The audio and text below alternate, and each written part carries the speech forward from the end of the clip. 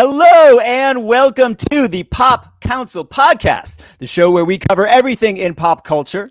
Every week on this show, we discuss topics in the geek world, such as various fandoms as Disney, Marvel, DC, Star Wars, theme parks, and everything in between. I'm Jami, Philbrick, entertainment journalist and critic for We Live Entertainment and member of the Hollywood Critics Association. We have a great show for you today. We will be discussing Venom, Let There Be Carnage. We'll give you our reviews, some spoilers. We'll talk about that end credit scene.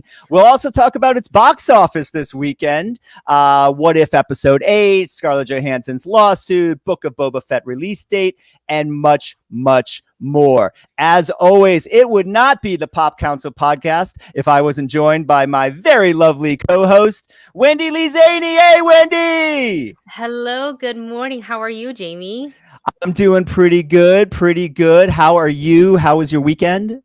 It's been filled with Squid Game binge watching. I'm all over that series. It's so good. I am 2 episodes out, so I'm probably going to finish it today. Ooh, I've heard a lot about this series. There's a lot of buzz going on about that show.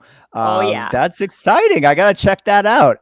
Please do. Well, I will. I mean, I have a long list of things I need to start watching on Netflix. I want to see that Jake Gyllenhaal movie. I never caught the Michael Keaton movie that came out a few weeks ago. So I got some Netflix catching up to do. Sure. But Wendy, we would not be a Pop Council without our third member this week on our return visit.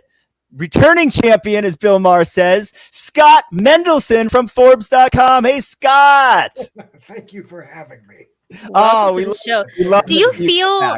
I feel very underdressed between the two of you. You guys got nice jackets on. I can take this off. I just happen to have it underneath my desk.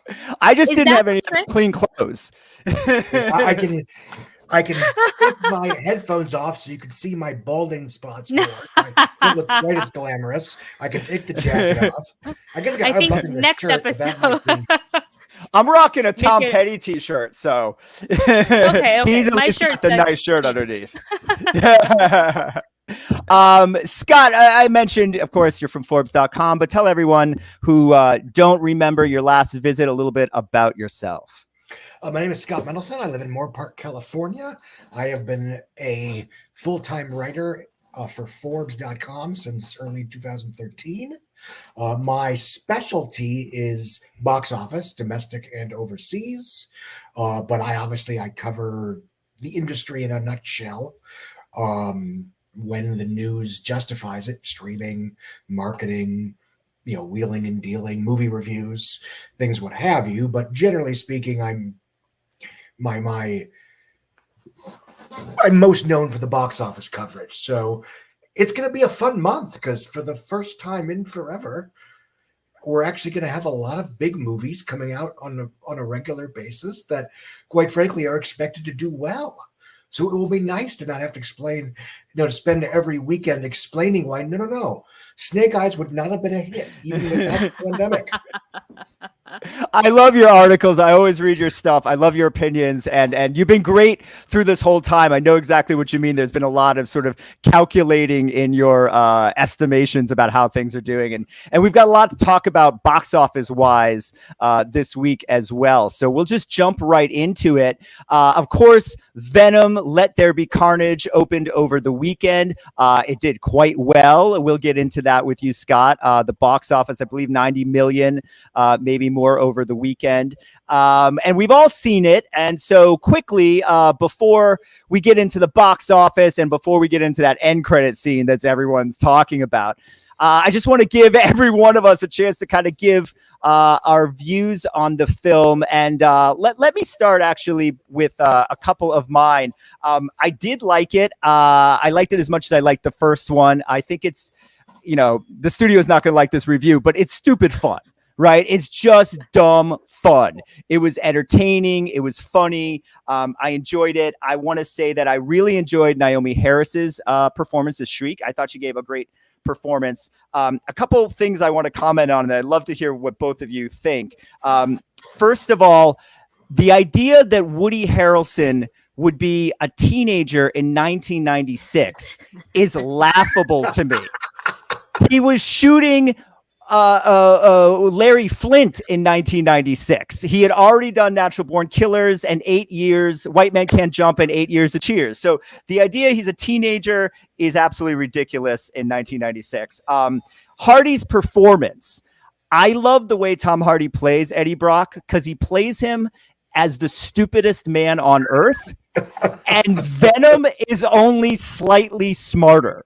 So I love that kind of performance between the two. And then the other thing I want to mention, and I love to hear if Scott picked up on this as well, but in the third act of the movie, Tom Hardy's wardrobe is a Mumford Physical Education Department t-shirt and a Detroit Lions jacket. Scott, why don't you explain to everyone what that means? Because you laughed. Do you know what that means? I don't know what that means. It just enlighten us, Jami. Oh, did I stump the panel? Thanks for putting me on the spot. Tom Hardy is wearing the combined outfit of Eddie Murphy as Axel Foley in Beverly Hills Cop 1 and 2. The Mumford t-shirt is the t-shirt he wears in Beverly Hills Cop 1, and the Detroit Lions jacket, of course, is on the poster. It's what he's wearing throughout part 2. Now, that can't be an accident. That doesn't happen by coincidence.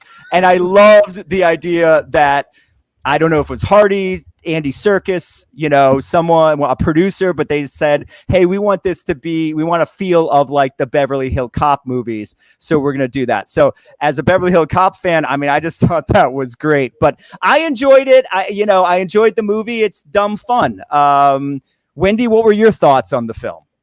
That's so interesting about the wardrobe thing. I literally did not put two. I mean, I noticed what he was wearing, but that's just like a me thing. But I did not connect the dots until just now.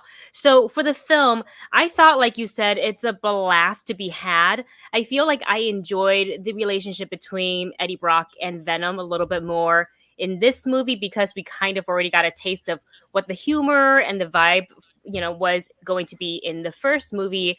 And we talked a little bit about how Andy Serkis, we thought maybe he'd take it in a different direction. I thought maybe he'd go a little bit more, just tone down a little bit on the comedy and make it a little bit more serious because we've got Carnage coming in. He didn't do that. He said, we're going to keep it just like the first one. And, enough people liked it. And I said, yeah, sure, let's go with it. So I actually enjoyed that very push and pull, odd couple sort of a relationship between the two of them. I didn't really think about the Woody Harrelson playing a teenager, like the age thing. I didn't really connect that dot either until you just mentioned it, but now it's gonna live rent free in my head from now on. But I enjoy it. I feel like I've been wanting to see Carnage in a movie for a long time, ever since we first saw Venom back in like the Tobey Maguire, Topher Grace version. So the fact that we finally got a Venom on screen, I think for me, it's really, really cool. I do wish the film was a rated R film, so we could have gotten more Carnage, like actual, like very graphic. Like, I feel like I'm a very dark person when it comes to movies like this. Like, I want the blood and the violence and the gore. But other than that, some of the criticisms I had for the film, I felt like they were rushing through it. We got to get through this. We got to get to that. And there was a part in the third act, the big sort of climax of the film, the big battle. And Shriek said something where it made me go, well, wait, how did you get to this point in the way you're thinking about the situation when literally 20 seconds ago in the previous scene, you were like cheering everything on if this is how you want it to play out. And now you've got a change of heart. So that didn't really quite sit well with me because it just felt like there was so much that was left out. So that was the one thing I didn't like about the film, is that it was too heavily edited. Like somebody in the editing room was just like, we got to hit this runtime mark and go. And we just cut out all the important stuff. So I felt like there was a lot of gaps that we could have seen that was left out. I would have loved to see the stories of Cletus and Francis to be a little bit more well-rounded and full. Yeah, I agree. The running time is suspicious. It makes me think that there was a lot of studio interference. And the Andy Serkis thing you said, I also agree with Wendy, because I would have thought when I heard that he was directing, I would have thought he'd course correct a little bit from the first film, and he did not. He doubled down on everything that was the first Venom, which was a little surprising to me as well. Scott, what were your thoughts on the film? The runtime, yeah, it's a little truncated. I have to wonder if this is a case where you have a 110-ish minute version that maybe had more room for supporting characters to breathe a little bit, or if this was a case where you had a 110-minute movie that just wasn't working all that well. So they just, had a completely, they gave us sort of the fat-free version.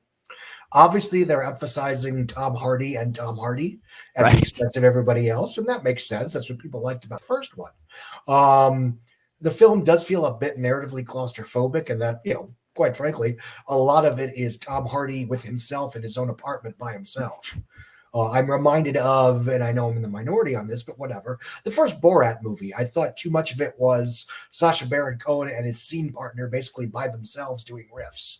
And this is a situation where the supporting cast is interesting enough and frankly game enough that I wanted more scenes with them interacting with either Venom or Carnage, whatever the case may be. One trap that some, superhero fiction sometimes falls into as it goes along is you get a situation where the characters, the superheroes or supervillains only interact with each other, and they seem to have no real life in the outside world. The most obvious example is NBC's Heroes, where if you watch the second, third, and fourth season, they only interact with each other. That's not always a deal breaker, but you do lose something when you're not, acknowledging that you have a big city with lots of people that react to the circumstances that you're creating. As far as the tone, I'm actually very happy that they doubled down on the camp absurdity, because that's what people liked about the first one. Right. I mean, as someone that was mixed on the first one, partially because the grim, dark origin story stuff was stuff we've seen 100 times before, but the weird odd couple, quasi LGBTQIA sympathetic, bromance romance, that was new. That's A, that's new, and B, it very much sets this franchise apart from its other superhero, movies, whether the Marvel or the DC or whatever. So what you have is a Venom franchise that's very campy, it's very comedic, and at least in this film, it's very small scaled. No spoilers, but the world is not at stake in this film. And that is something that you create a film that is specifically appealing for specific reasons beyond just the abstract, hey, look, it's a Venom picture. That got them in the door 3 years ago, to be fair. But the people that liked this film, either when they saw it initially or when they discovered it down the road, it was because of Tom Hardy's specific performance as Eddie Brock / Venom that was specifically appealing to audiences that liked Venom, audiences that didn't like Venom, and audiences that couldn't give a darn about the Venom franchise. In a similar way, that's what Sony did right with their Jumanji sequels.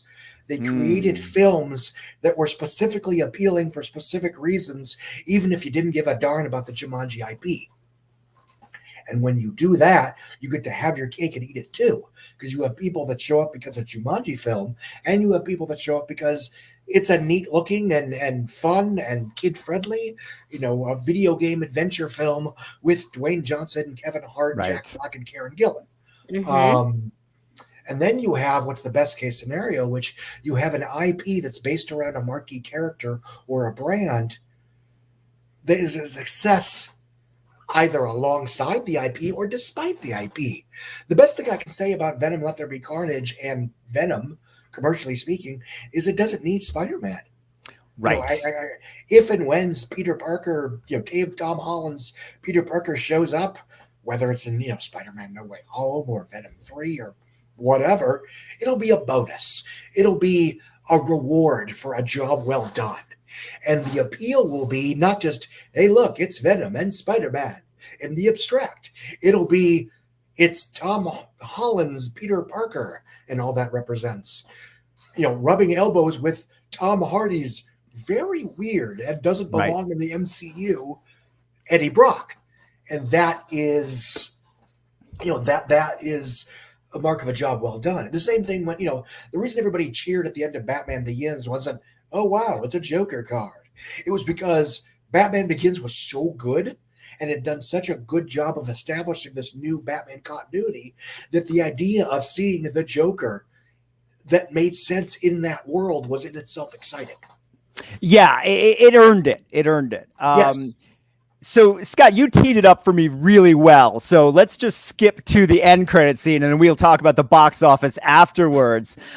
So, of course, the end credit scene takes place, and we see Eddie and Venom at the end of the movie. We saw them vacationing together. They're hiding on a beach, and so. Yeah, on a romantic. It was. And so destination vacation.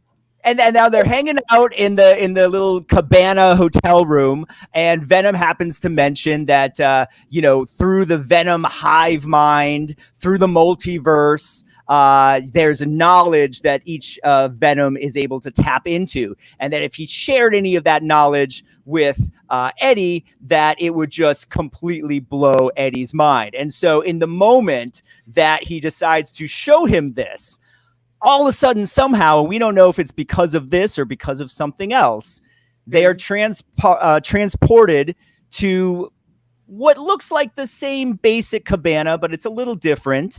Upgrade. And on the little bit of an upgrade. And on the TV, we get to see this guy. It's basically it looks to me a different sort of cut or a different version of that end scene that we saw in No Way Home. We also see, I think, a little shot of something like this where we see Peter Parker on the we actually get to see a shot of Peter Parker of Spider-Man with the mask off, and Venom licks the screen and says, "That guy." So we know there's some kind of something happening there where Venom at least recognizes that he likes the cut of this guy's jib, as we say. That's basically the end credit scene, opening to the idea that Venom, at least for the time being, is now in the Marvel universe. So you could hear nerds' heads exploding all around the country in the theater when I saw this. There's like 100 different videos right now on YouTube explaining the heck out of all this. Let me throw it right to Scott and see his thoughts on this and the repercussions, obviously, going forward for, it seems that Disney and Sony, mommy and daddy, are playing nice. And, what does this mean for the future of the MCU and the Spider-Verse? Well, first of all, I should note that both of my children, aged 10 and 14, that like this movie, both basically booed at the sequence. What? They don't want them, and I agree with them, frankly. Like, no, we like the Venom as it is. We don't need Spider-Man interfering. That's interesting. That's a parenting win. You raised them well, Scott. No, I mean, it is what it is. I mean, it's. I stand by what I said, 5 minutes ago. Remember what I said that one time 5 minutes ago. But yes, the Venom franchise is established enough and successful enough in its own merits that it does not need Spider-Man, to help it, either artistically or commercially. That being said, this was always going to happen, assuming Disney and Sony played along. And yes, there are going to be a lot of fans that want it. So as long as it doesn't screw up the Venom universe, who cares?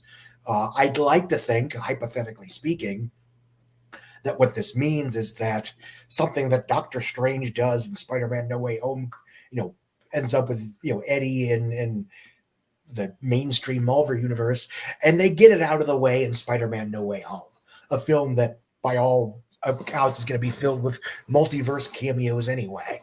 So that will give the fans what they want, but it will still let, Andy Serkis and Kelly Marcel and Tom Hardy make whatever Venom 3 they want to make without necessarily being obliged to pay off this credit cookie. So, again, I'm 41 years old. I don't care to that extent, but I'd rather it not intermingle just for the sake of intermingling. I mean, the crossover I always want to see, but it's obviously never going to happen, is, Tom Hardy and Chadwick Boseman, just because those two characters would be fun to get together. Right. In sort of a oil and vinegar, Brave and the Bold kind of way. They were able to play a little bit with that in the Marvel zombie What If episode. Yes. Little bit. But that being said, I mean, yeah, it's what does it mean? It means that at some point Eddie Brock and Tom Holland's Peter Parker are gonna meet up. Are they going to fight? Are they going to sit down for pasta? Hopefully both. Will this happen in Spider-Man No Way Home? Will this happen in Venom 3? Will this happen in a reshoot for Morbius? I have no idea. Yeah. But yeah, it's basically saying that, yes, don't worry, you nerds. We're going to bring them together eventually. And it is a smart play in that it gets people talking in a way that doesn't detract from the movie itself, because obviously this is a credit sequence. It doesn't affect the main narrative. It happens after the movie is over. So it doesn't dilute the standalone no Spider-Man, no problem nature of these films. But yeah, my kids who like the Venom films, frankly, I think more than I like the Spider-Man films. Interesting. For what that's worth. Yeah. Like, keep it separate. It's getting a little convoluted here. Yeah, that's really interesting. I didn't realize that the kids want to keep their Venom and their Spider-Man separate. Of course, we grew up with them as being part of the same universe. Yeah. I also agree. Like, I think this day was coming as long as the studios could behave and work together, and we see that they are. So I don't think it was a big shocker to see that end credit scene. For me, it was a bit of a surprise that, oh wow, they're going there now, but it makes perfect sense. I don't know if it's part of the Doctor Strange thing, if we'll see Venom in the Doctor Strange sequel, or we'll see him in the next Spider-Man movie. I would like to see a Venom Spider-Man movie on its own at some point, if they earn it, if they get to there. But I do think it's really fascinating for fans, this idea that, at least for the time being, Venom is now in the Marvel universe. So Wendy, what were your thoughts? How much of your brain was blown away when you saw that scene? I almost forgot that I was in a movie theater, and I almost stood up out of my seat because I was not expecting this kind of a crossover. Like, I was expecting it coming, but I thought maybe we'd see it in No Way Home and not as, a tee up in this film. So I literally, good thing I was on the very back row of the movie that I went to see, because I sat in the big IMAX theater at Universal City Walk. So I was like back row, because that screen's huge. So I wouldn't have blocked anybody if I stood up, but I want to go to the comments real quick, because we have a couple of really interesting comments. So we've got Swing Kid 1981 says, I think there's going to be a somewhat love triangle between Venom, Eddie, and Spider-Man. I mean, by the way, that Venom was licking that screen when he licked, when Peter Parker was on the screen and he licked it. I was like, oh, okay, potentially. Of age yet? What's that? Is Peter Parker of age yet? Oh, he's in high school, but I don't know if he's not 18 sure. or not. Because I think Eddie Brock's at least in his late 30s. So yes. Interesting. But it was Venom who did it, not Eddie Brock. That's fair. Of course. So you got to separate the two entities. But yes, good point there. And then we've got Sergio saying he's Venom probably got his Tom. own little laminated version of the Romeo and Juliet card that you saw in Transformers: Age of Extinction. I'm a symbiote, so I can do it. Oh my god. And then Starcher says Venom Tom will be an anti-hero on Spidey's side. Just really interesting thoughts, I feel like, because my husband and I definitely talked about that end credit scene. So this theory, I owe it all to him and not me, because my brain stopped computing after I saw that screen. I was like, oh, so I guess the hat of Tom Holland, he's got the hat from No Way Home, is not a Photoshop. It's a real thing, because potentially we will see him in the movie. We don't know for sure until we see the film. But my husband thinks that, Sony had been trying in the past to bring the Tom Holland Spider-Man back into just solely under Sony. If you remember, like, there was that news a couple years back that maybe they stopped working with like the Disney Marvel, even though it is a Marvel character. So he thinks that this could be a way, if maybe there was a time, like an expiration date on that contract, and if this is the last like Tom Holland Spider-Man film that's going to be shared between Tony and Disney Marvel, that this could be a way, because of the multiverse breaking, Doctor Strange's spell, and all of that stuff, for Tom Holland, Peter Parker, and Spider-Man to go back to just under Sony, the what is it, the movie rights, Right. by itself, and then they can develop more movies, and then they can have all the Venom Spider-Man that they want. That's kind of his theory. Hence is why it's called No Way Home, because he wouldn't be coming home to Marvel. But that's just, again, a theory, but I think it's a pretty good theory, honestly. And I'm excited. I'm excited for the upcoming film to see what kind of cameos we're getting. I think literally everybody's going to be in this film, and they're all just telling us no, they're not in it.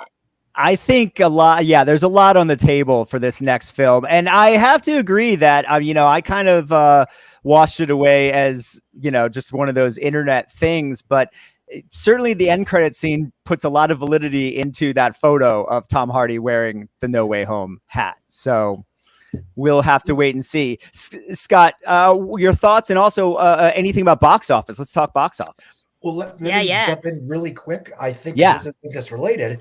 I think that end credits, mid-credit cookie does shine some light on the release date musical chairs that we've been seeing for the last year and change. Just as I would argue that Black Widow had to come out this summer because of how its end credit kind of sort of set up Hawkeye.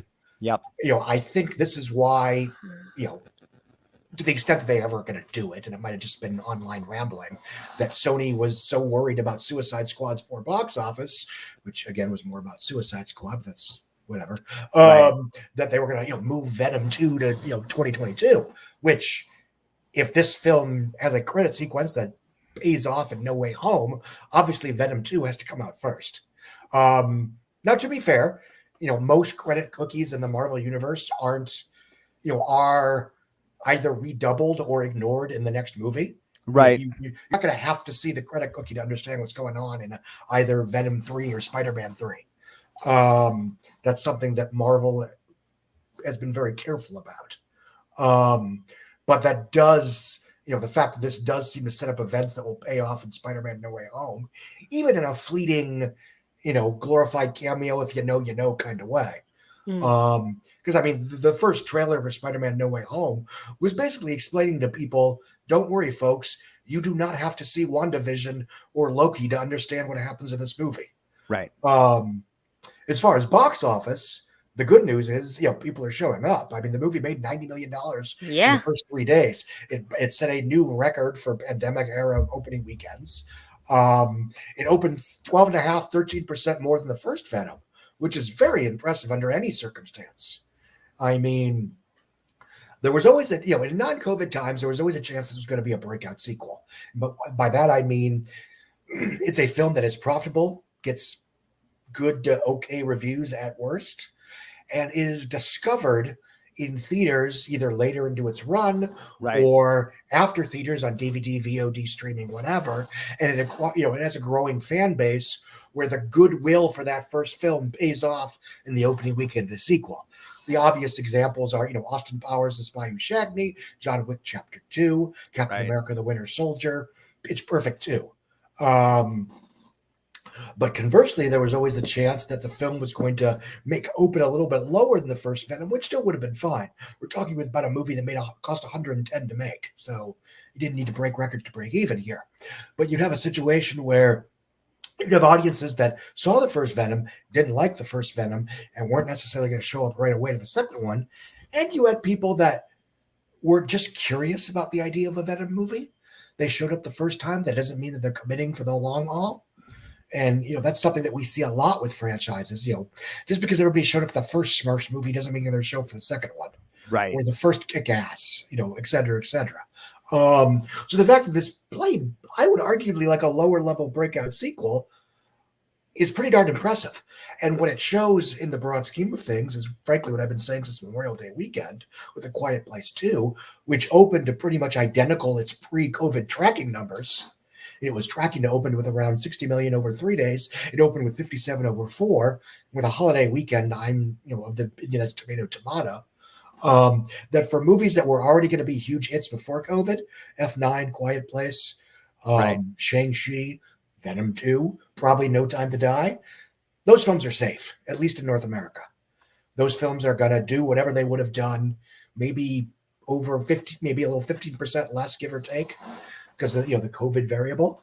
But the big question is going to be, were franchises that might have been a little bit more safer, but not sure things, like Top Gun Maverick, like Space Jam: A New Legacy, Ghostbusters. like Cruise. Yeah, excellent. Yeah, Ghostbusters Afterlife. That's a good one. Yeah, it's coming up. That's a coin toss. Yep, Those films I were agree. coin tosses in non-COVID times. And I have specific opinions about how specific films would or wouldn't have done in non-COVID times. Again, I'm arguing that Suicide Squad was always doomed. You had a sequel to a mostly disliked film, but this time you didn't have Will Smith, you didn't have Joker, you didn't have Batman. So the only thing that movie had to sell was, hey, look, it's another Suicide Squad movie. And James Gunn, and the title's basically Gunn the same. Is a very talented director who is not remotely well known to 90% of the populace, except for his work in the Marvel Universe. Yep. But DC definitely tried to sell him. Yeah, absolutely. Yeah, just such a shame because I had so much fun watching his Suicide Squad. I enjoyed it more than the first one. It's what I. No, go ahead. No. It's just that it's what I had envisioned the first one was going to be, completely bonkers, and then I was a bit let down. A Tomb Raider trap sequel named after the illustrious and underrated Tomb Raider: The Cradle of Life, which was everything that we should have gotten from the first Tomb Raider movie. But that film was a huge hit because it was well sold, it was well marketed, it was anticipated. People wanted to see it. The idea of Angelina Jolie as Laura Croft was a good sell, but it was so bad that you got the decent one 2 years later, but nobody showed up. See also Addams Family Values, Teenage Mutant Ninja Turtles Into the Shadows, Annabelle Origins of Evil, et cetera, et cetera. Dealing with new franchises like this, you don't get a second chance to make a first impression. But getting back to Venom, what this means is that No Time to Die is probably going to do what it would have done, at least in North America, had it opened 1.5, 2 years ago. Same thing with Spider-Man: No Way Home, arguably Eternals, maybe, and again, this question, was Matrix Resurrections going to be a sure thing before COVID? I'd like to think so, but I don't know. Yeah. Interesting. Yeah. It's really interesting. And with all the movies starting to come, the one lesson that I kind of learned through all this is like, studios need to know that not every movie is Marvel, right? Like that Marvel brand is so strong, and Ghostbusters, it's a very recognizable IP, Top Gun, but does it have that Marvel brand recognition where people are just going to swarm to it? And I think we found through a lot of movies this summer, the answer is no. Snake Eyes is not Marvel, and Suicide Squad is not Marvel. They don't have that almost unbreakable seal. The scary thing about DC films, and frankly, I would argue they were on a huge winning streak before COVID, and I will argue to death that Wonder Woman 84 would have been a solid hit had it opened in remotely normal circumstances. I agree. I don't think it was ever going to clear $1 billion even before COVID, but I think had it opened normal, it probably would have done 650 to 850, which would have been fine. But what we're seeing, unfortunately, with Birds of Prey and Suicide Squad, Birds of Prey was terrific, by the way. But again, people didn't like Suicide Squad, so the sins of the father. Is that people liking one DC film like Shazam or Aquaman doesn't mean they're going to show up to Birds of Prey and Suicide Squad, right? And that is a problem. Right. They haven't created that franchise overreaching thing that Marvel really is the only studio that's ever been able to do it, with maybe exception of James Bond. Yeah. James Bond were individual films. They were. Yeah. What they're doing is Fast and Furious. Oh, that's interesting. You have a sequel and then another sequel, and then Fast and Furious and then you sort of reboot it. Yeah, and then you sort of reboot it later. Yeah. Well, fascinating. The only thing I've seen recently, obviously we're not talking to Agamben Costello meet Frankenstein here, but that is as winningly has been able to copy Marvel is the Conjuring universe. Right. Which are standalone, often that's a good point. Horror films that are all set in the same universe, apparently they're set in the DC universe because Annabelle, the Annabelle doll likes to show up in some of those films. So, what's your favorite Conjuring movie? because of David Yeah, Sandberg's right. involvement. Aquaman. Yeah, exactly. David Sandberg. David But F. Sandberg. those films, by being unique unto themselves and having their specific pleasures, they're R-rated but not gore-drenched. They are rooted in character. They're often rooted in the heroic characters as much as the monsters. And frankly, they have a very taken for granted Catholic dogma that I think is quite appealing to people that are, more religious than me, frankly. Right. It is not, they're not particularly proselytizing, but they exist in a world where belief in the Almighty and belief in the Catholic dogma is absolutely taken for granted. It's an objective fact in those films. Yeah. And that's fine. That's what makes them interesting.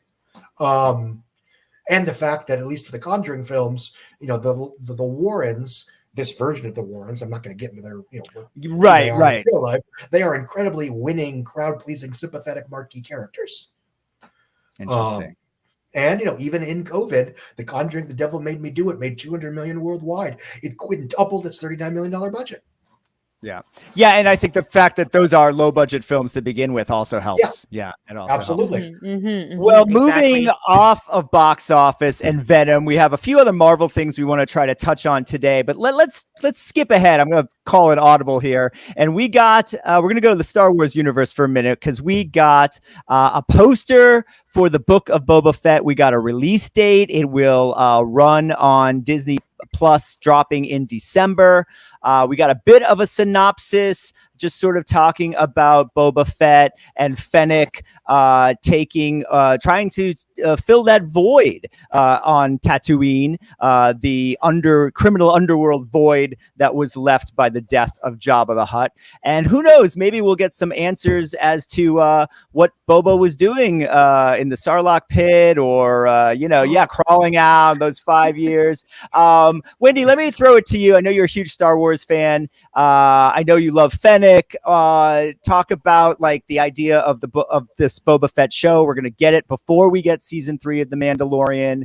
Do you think that it will stand on its own as its own show? Will it sort of feel like Mandalorian 2.5? What are you excited about the series?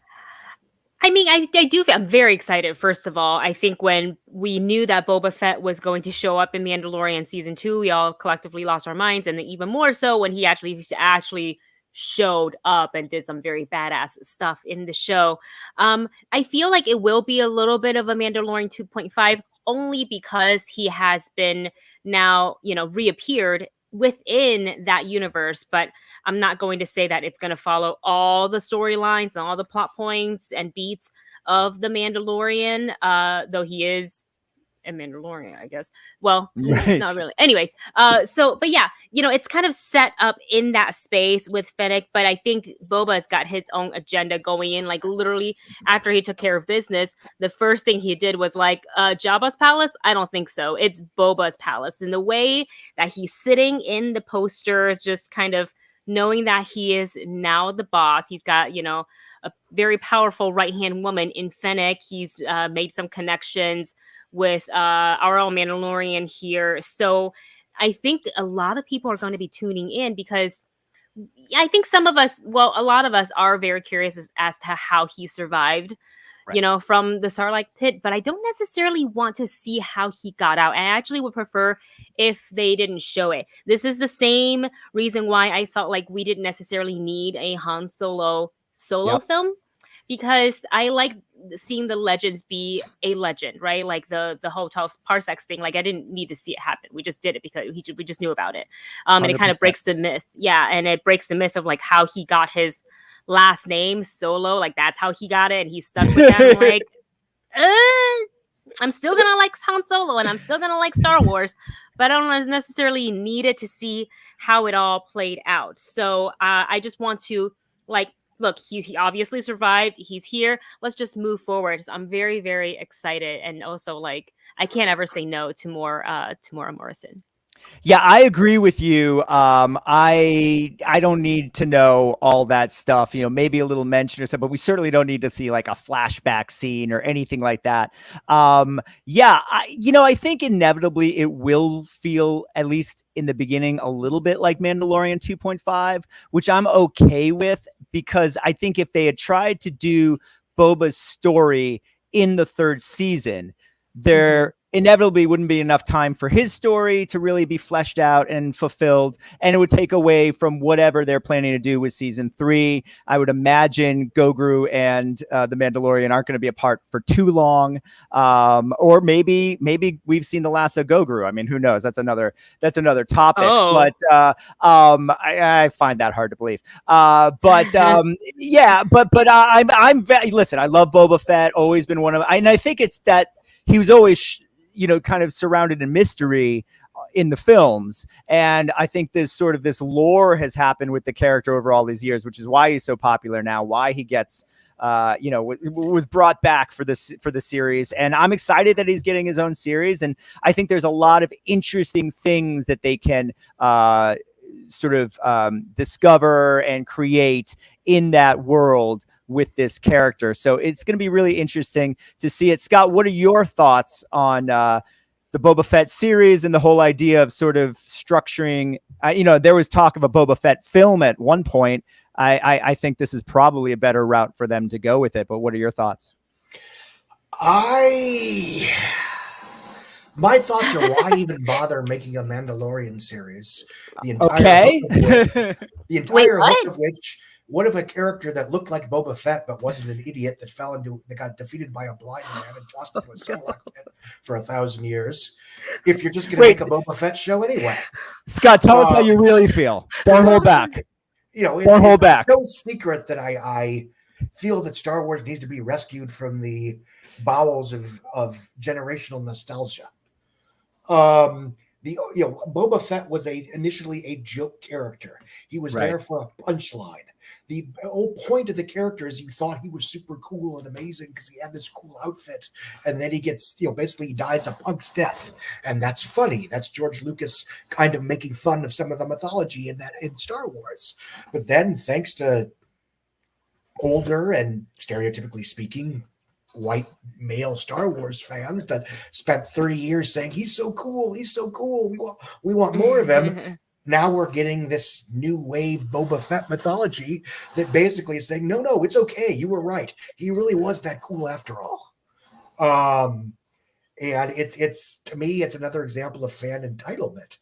And I think the first 2 seasons of The Mandalorian kind of tried to have it both ways. I think the first season was pretty standalone. The second season played off a lot with the animated characters, which didn't bother me as much because that was playing to a younger Star Wars demographic. So at least you were placating the newer, younger fans, the ones that discovered the franchise during the prequels or during the Clone Wars show or during Star Wars Rebels or what have you. But for the idea of this show to basically be a backdoor pilot for a Boba Fett show, again, it shows that the cranky old men that complained about The Last Jedi won. And it's depressing. Now, that being said, it's a Robert Rodriguez show. So if you're going to say, we'll give you a Robert Rodriguez doing the mariachi, but in Star Wars for 45 minutes once a week, yeah, I'll probably watch that, and it might be pretty darn good. And I'm perfectly happy with him getting a solid paycheck. But in terms of what it represents, I think it represents what we saw with The Rise of Skywalker. It represents what we saw with the finale of The Mandalorian, where you had the super cool Luke Skywalker that everybody claimed they wanted to see, kicking ass and killing robots and having no doubts in the world whatsoever, and not having evolved any way, shape, or form since Return of the Jedi. What that represented, which is that to a certain extent, the Star Wars universe has been taken over by generational nostalgia, by a fan base, people my age or young or older, maybe a little younger, but give or take my age, that just can't give this franchise over to the kids. I mean, it's Scott, that's why we love having you on the show, man. Hot takes, hot just takes. Lays it out. Oh, on the I table, love man. it. I love it. I love it. Well, let's go back to Marvel for a few minutes and talk about what if we had I always say this word wrong, but I love it. The pentulate. Was it? Penultimate. I That's don't it. know. I'm guessing My mom's going to be so upset I didn't say it right. Second to too. last. That just means you read at an early age. The penultimate episode of What If. We saw a little bit. There was a little bit of a teaser in the week before in the Thor Party Thor episode, and then we saw this sort of Ultron. It's later revealed that it's the Vision body, but it's Ultron with, of course, all of the Infinity Gems. This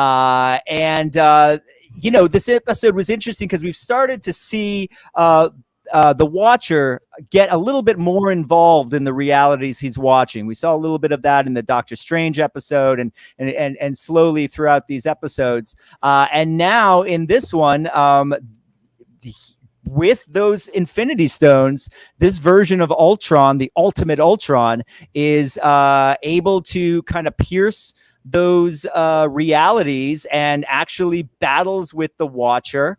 And the episode is sort of left in an interesting position with realities being destroyed and the Watcher now actually being saved by the Dark Doctor Strange.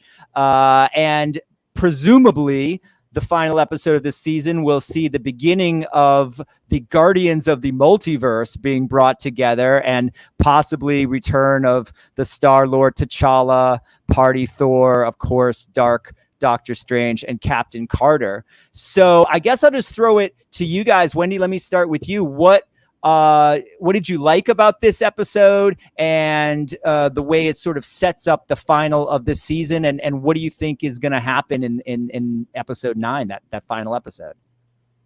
I think this episode was probably the most interesting one out of all of them. And I've liked a lot of them, but I, just as a personal preference, lean towards the more darker episodes, such as this one and the zombie one, the Doctor Strange. That kind of fills me and my dark soul. But this one gave us, Marvel's really rolling the dice on that multiverse. Not rolling the dice, but they're how do I want to put it? They're just putting all their eggs into that basket right now because they Right. teased it. They've been teasing it, and we're getting it with the next Spider-Man movie. Who knows what we're gonna explore in Doctor Strange and the multiverse of madness?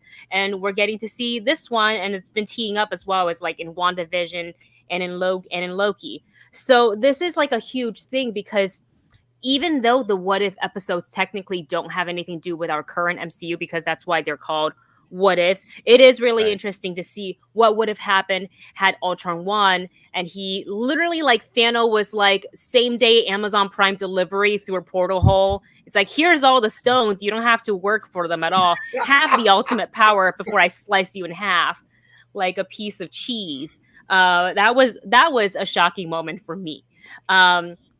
But this is also really interesting because up until the Party Thor episode, we hadn't really seen any of the What If episodes kind of tee up the next upcoming episode until Party Thor. And I thought, are we really gonna? Yeah, exactly. Are we gonna actually get to see like Vision Ultron, Ultra Vision, Ultimate Ultron? And then, with him winning, destroying the one universe, the one world that he knows of, until he felt the presence of the Watcher, which I think seeing the Watcher lose his cool shows how much of a threat. We already knew how much of a threat Ultron is, but it really showed even more than that, and so formidable that he had to go back to our episode 3 Doctor Strange and say, please help. So I think this week's episode coming up is going to be huge. I believe Disney Plus or the What If account on Twitter tweeted out a photo of Gamora, and she is in like a kind of armor, and she kind of looks like got a little bit of like a Thanos vibe going on. Yeah, I'm trying to find it so I can better describe it. But that's what's coming up this week, and I think it's just teeing us up for the ultimate ending, which means essentially this is like a 2-parter finale. Right. Kind of bringing the Guardians of the Multiverse together at the end of this and then setting up for season 2.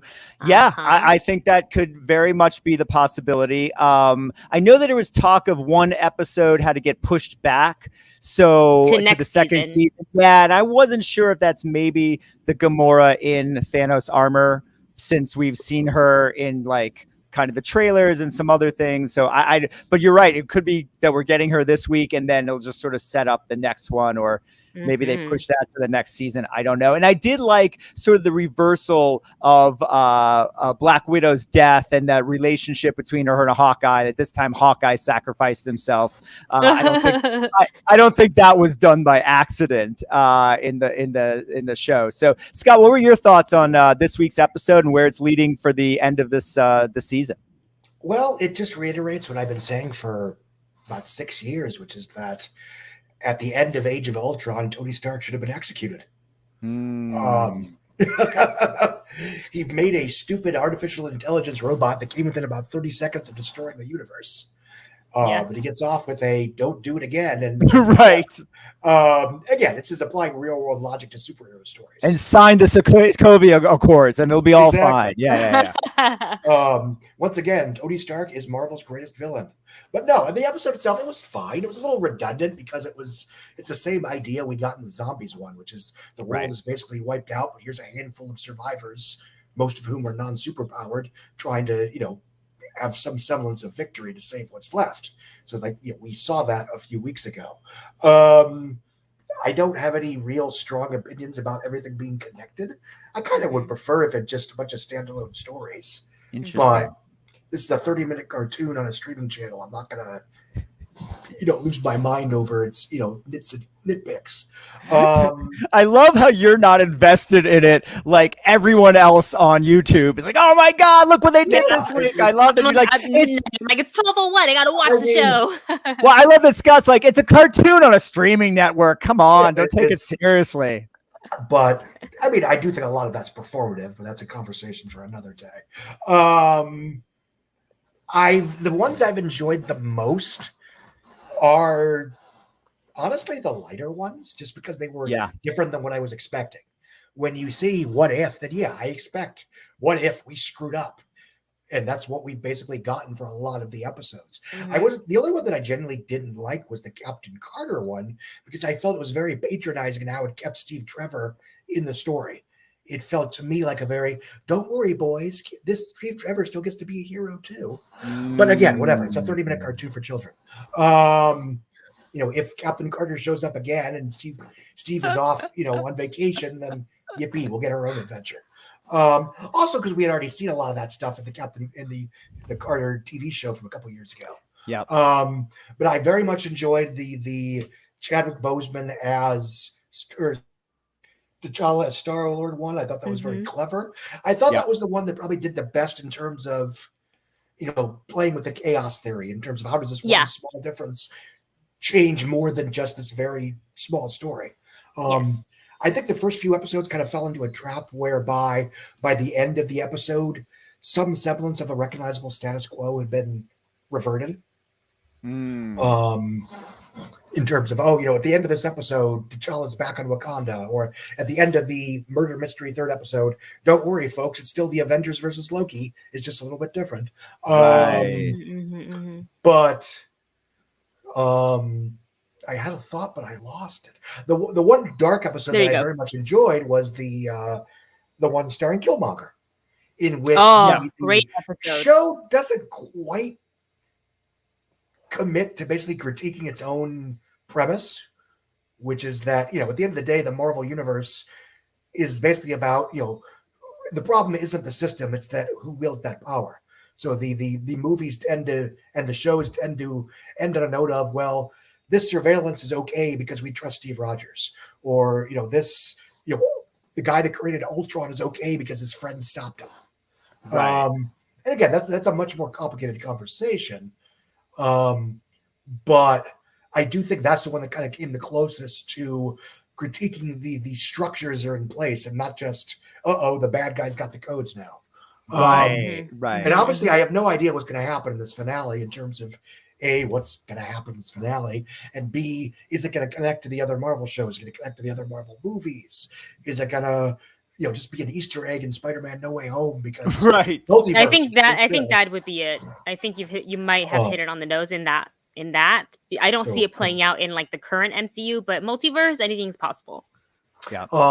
I do think the first few episodes kind of flirted with I think the idea was that, in a way, answering to their own, the political critiques that have popped up in the last few years. The first few episodes, I think, were sort of said the idea is that, like, don't worry, the universe that exists in the movies is the best one by default. In that, if this other stuff happened, it would have been really bad. And here's why. Interesting. Yeah.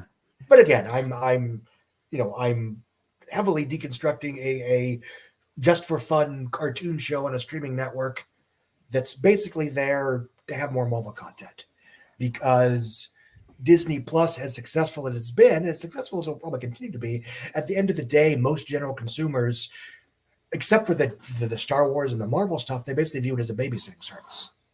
And that's not to say that the shows aren't bad. They're not. But, as big of a deal as Olivia Rodrigo has become in the pop music world, you don't see High School Musical. You stay away from my High School Musical. Good show, but you don't see it at the top of the Nielsen rating list week in and week out, even when they have new episodes. So I think it's a case of how fandom, there's no crossover. Just because people love Aquaman, they're not going to show up to James Wan's Malignant. Just because they laughed at David S. Pumpkin on Saturday Night Live, they're not going to show up to Tom Hanks' Inferno in theaters. Right. And then bring it back to Suicide Squad. That's exactly what you were talking about before. Yeah, I got to pick on Suicide Squad again, but yes, that's a perfect example. And Scott, I also appreciate that you just used Olivia Rodrigo as a reference and an example. That's great. Well, I mean, she's somebody that's one of the biggest pop stars around right now. She's super successful right now. A role on her Disney television show would make a ripple in the pop culture zeitgeist. But at least in terms of ratings, it doesn't seem to be. And again, that's sort of the skewed irony of the streaming era that we're in right now. And one of the reasons I've been so grouchy over the last 18 months is, streaming is taking over theaters. Streaming is the future. Streaming right now is delivering on a case-by-case basis for most platforms. A case-by-case basis, ratings that would be catastrophic for theaters, for DVD sales, for network television, for cable television. But we're all losing our minds because, 2 million people watch this thing on HBO Max. But again, I'm getting off. No, and it's interesting, and I mean, I really enjoyed this series, and I've enjoyed the series that Disney Plus are doing. But you're absolutely right from a business standpoint. I mean, it's just about creating more content and content in Marvel and Star Wars that the fans can lose their minds over. And in that way, it certainly has given Wendy and me a lot to talk about every week on this podcast. So, and they'll keep creating and we'll keep dissecting and discussing. But unfortunately, that is all the time we have for this week. Yes. Oh, there's so much more to talk about. Scarlett Johansson, of course. Part 2 with Scott Mendelson coming soon. Yeah, when we bring Scott back, we'll talk about Scarlett and the settlement with Disney. But we're glad that Mommy and Daddy worked that out, and everything's going to be okay. 90% of all civil suits settle, and there was no chance that this one wasn't going to settle before trial. I'm glad you added that. Yeah. To quote The Matrix Reloaded, what happened and couldn't have happened any other way. Right. and hopefully it sets a precedent going forward, since we know that the streaming thing is not going away, and participation from actors is important with these projects. So hopefully that'll keep going forward. So we're pleased and happy for Miss Johansson. So that's our show. I want to thank you all for watching. As always, let me start with our guest, Scott Mendelson. Thank you so much for joining us. And let everyone know where they can check out your great articles on Forbes. You can Google some combination of Forbes, Scott Mendelson, and the ticket booth, and I'll probably pop up. I'm on Twitter at Scott Mendelson. I use Facebook. That's mostly just for like family photos and stuff. I mean, you could lurk around there if you want to, but most of my outrageous hot takes are on Twitter. That's where we'll find you. And Wendy, thank you, Wendy, for another great show. Let everyone know where they can check you out. You can find me posting all the puppy pictures of my dog on Instagram and on Twitter at just this right here, Wendy Lee Szany. If you want to hear me talk about movies and more nerdy stuff, you can find me on YouTube under The Movie Couple.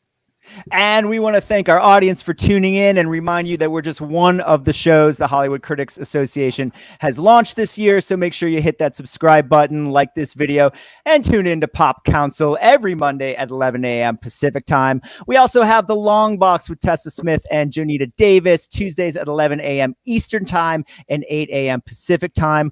Horrifically Horrifying on Wednesdays at 11 a.m. with Heather Wixon and Kevin Taft. Hollywood Approved with Yale Teagle and Kristen at 3 p.m.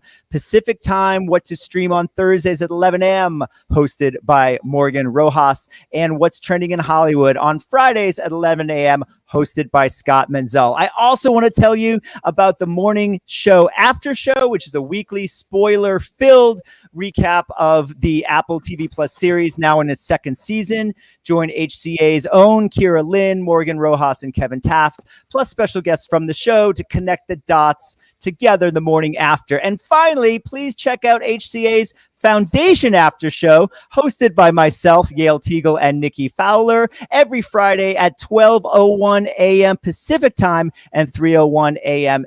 Eastern time, where we dissect the latest episode of Apple Plus TV's Foundation series. And for that's it. I'm Jami Philbrick. You can check me out on Twitter and Instagram at Philbrock or on Facebook at my name. And we're excited to see you guys next week and talk more nerdiness with you. Until then, stay nerdy. Bye, everyone.